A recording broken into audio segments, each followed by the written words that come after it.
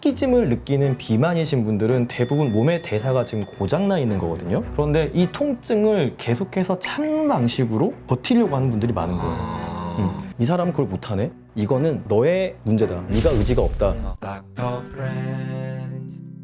안녕하세요, 닥터 프렌즈입니다. 체중 조절을 하려는 많은 분들이 그냥 허기짐과 싸우려고 하시다 보니까 오히려 그 과정 속에서 스트레스를 받아요. 그런데 이 스트레스를 받으면은 우리는 아주 자연스럽게 달달한 것과 기름지게 먹고 싶어지거든요. 갈망이 올라가요. 그러겠지. 실제로 그 음식에 대한 보상을 우리의 뇌는 계속해서 올려요. 허기짐을 느끼는 비만이신 분들은 대부분 몸의 대사가 지금 고장나 있는 거거든요. 약간 이 뒤틀려 있는 허기짐은 고장난 몸의 증상이에요. 그런데 지금 고장난 몸을 고치지 않고 이 허기짐과 싸우려고 하니까 마치 발이 내가 부러졌어요. 그러면은 부러져 있는 걸 고쳐야 되잖아요. 그쵸. 그런데 이 통증을 계속해서 참는 방식으로 버티려고 하는 분들이 많은 거예요. 근데 여기에서는 지방대사가 고장나 있는 자기 몸이 고장났다라는 걸 인식하지 못하는 게 첫 번째이고, 단순히 초가공식품이나 어떤 음료류 같은 게 기호식품이고 내가 원하면 언제든지 그만 먹을 수 있는 그런 것이다 못하더라. 라고 생각을 하는 거거든요. 주변에서 이렇게 이야기를 하니까. 그런데 초가공식품이나 음료류는 이제는 기호식품을 넣어서 중독 물질이라고 이제 학계에서는 많이 좀 보고 있거든요. 그래서 이거에 대한 접근도 약간 틀렸고, 정말 비정상적인 배고픔을 느끼는 나의 어떤 그 몸, 그리고 내 몸에 지방을 제대로 못 써요. 그런 사람들이 인슐린 시스템도 많이 고장이 나서 그래서 자꾸 단 거를 먹어서 혈당을 올리려고 하는 거거든요. 근데 이런 내 몸이 지금 고장났다는 걸 인지하지 못하고 그냥 참으려고 하시는 분들이 자꾸 이렇게 체중 조절 과정 속에서 정말 좌절하고 죄책감 갖고 이런 악순환의 사이클을 밟는 거예요. 사실 중독이 잘 되는 뇌는 오히려 자극 추구를 좀 더 하시는 분들이 더 중독이 잘 되거든요. 그냥 루틴의 어떤 다이어트 식단 이런 것들을 하려고 하면은 같은 자극이 반복해서 오잖아요. 이거는 스트레스예요, 개인에게. 굉장히 큰. 나는 매일 아침에 어떤 유산소 운동, 어떤 뭐 근력 운동을 일주일에 몇 번씩 이렇게 해야 돼. 같은 행동들, 같은 운동들 이렇게 사이클링에 놓고 하는 것도 비슷한 자극과 비슷한 사이클이 반복돼서 오면은 어떤 자극추가 높으신 분들은 이게 또 스트레스로 다가오거든요. 이 규칙적인 거가 나한테 스트레스가 돼요. 물론 그게 잘 맞는 분들이 있어요. 내가 지속해오던 것들을 꾸준히 하는 게 가장 편안하다고 느끼고 여기에 동기부여가 되는 사람들도 있거든요. 이렇게 다이어트를 할 때는 내 몸의 상태, 내가 어떤 지방대사가 고장난 몸인지, 중독에 대한 인지와 중독을 개선하기 위한 치료, 그리고 내가 어떤 사람인지, 나는 일상적인 루틴이 적합한 사람인지 아니면 다양한 변화를 주면서 하는 것들이 나의 동기부여에 도움이 되는지, 이런 것들을 반드시 알고 자기의 어떤 생활을 세팅을 해야 되거든요. 그런데 여기에 대한 인지가 너무 없어요. 윈다이어트를 만들게 된 것도 많은 이런 체중 조절을 시도하시려는 분들이 자기의 상태도 잘 모르고 자기한테 어떤 것들이 맞는지도 잘 모르기 때문에 다이어트에 실패하고, 전문가들 분들도 탓을 해요. 분명히 어떤 분들은 루틴을 잘 따라요. 그렇지. 그리고 어떤 분들은 중독에서도 쉽게 벗어나는 높은 인내력을 가지고 있어요. 그런 분들은 분명히 내가 준 솔루션을 잘 이행해서 체중이 잘 빠졌는데 이 사람은 그걸 못하네?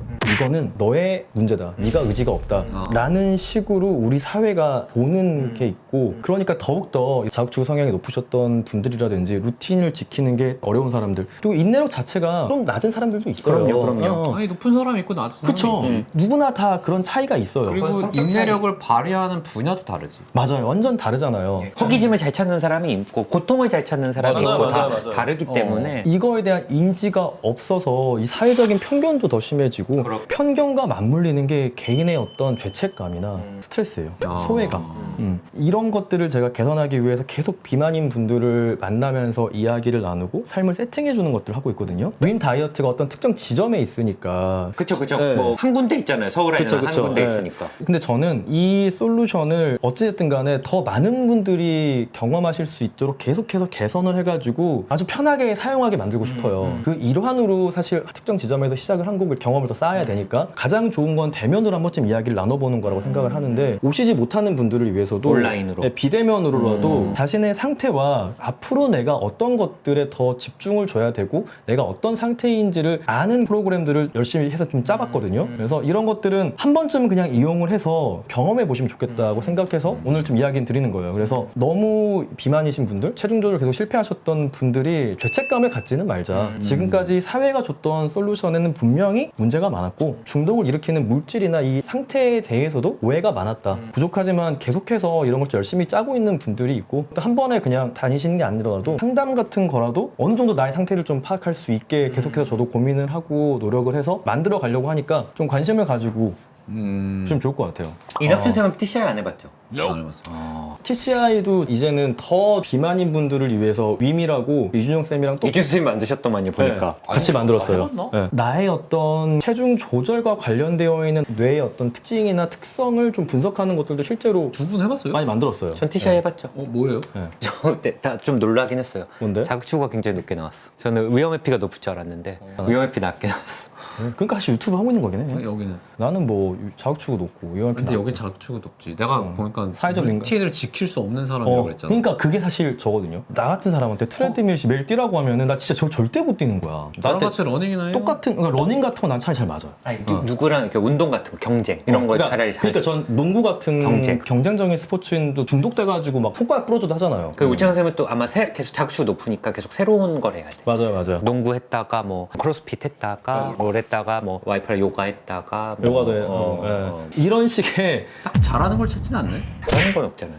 운동을 못 하니까. 요가는 엄청 뻣뻣한데. 근데 있잖아. 농구는 그 이야기 많이 해요. 농구는 우리가 좋아하는 거지 잘하는 게 아니다.